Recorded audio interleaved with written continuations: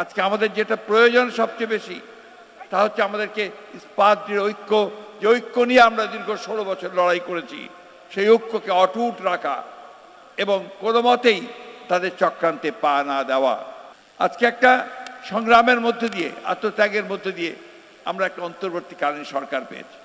এই অন্তর্বর্তীকালীন সরকারের কাছে জনগণের প্রত্যাশা আকাশচুম্বী।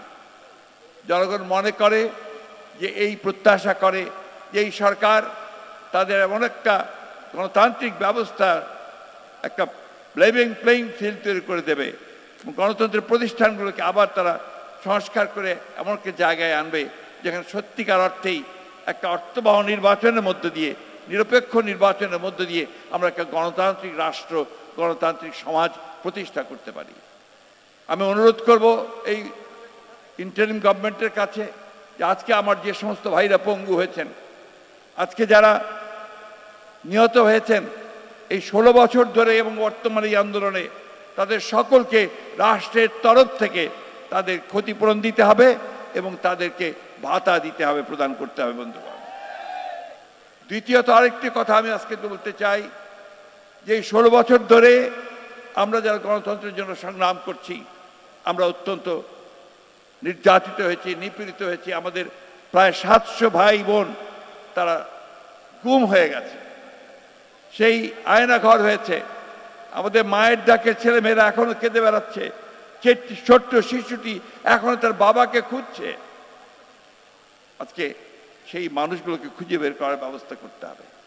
আমাদের যে অসংখ্য মামলা হয়েছে আমাদের নেতা কর্মীদের বিরুদ্ধে, 1,45,000 মামলা, 60 লক্ষ মানুষের বিরুদ্ধে মামলা এই কয়েক বছরে, এই 17 বছরে। এই সমস্ত মামলাগুলোকে প্রত্যাহার করতে হবে অবিলম্বে, অতি দ্রুত বন্ধুগণ। আমরা আজকের আন্তর্জাতিক দিবসে এই অঙ্গীকার জাতির সামনে করতে চাই যে আমরা বাংলাদেশকে সত্যিকার অর্থেই একটা গণতান্ত্রিক রাষ্ট্রে প্রতিষ্ঠা করবার জন্য, সমস্ত প্রতিষ্ঠানগুলোকে শক্তিশালী করবার জন্য আমরা সবাই কাঁধে কাঁধ মিলিয়ে কাজ করব। কাজ করেছি অতীতে, এখনো কাজ করব। তবে আমাদের একটাই শুধুমাত্র সতর্ক থাকতে হবে, চক্রান্তের মধ্য দিয়ে আমাদেরকে কেউ যেন আপনার বিপথে নিয়ে যেতে না পারে, আমরা যেন কোনো মতেই সেই লক্ষ্য পথ না হারাই। গতকাল গোপালগঞ্জে আমাদের স্বেচ্ছাসেবক দলের সভাপতি জিলানির উপর আক্রমণ করা হয়েছে, তার স্ত্রীকে আক্রমণ করা হয়েছে। আমি নিজে গিয়ে দেখে এসেছি। একজন নেতা শহীদ হয়েছে।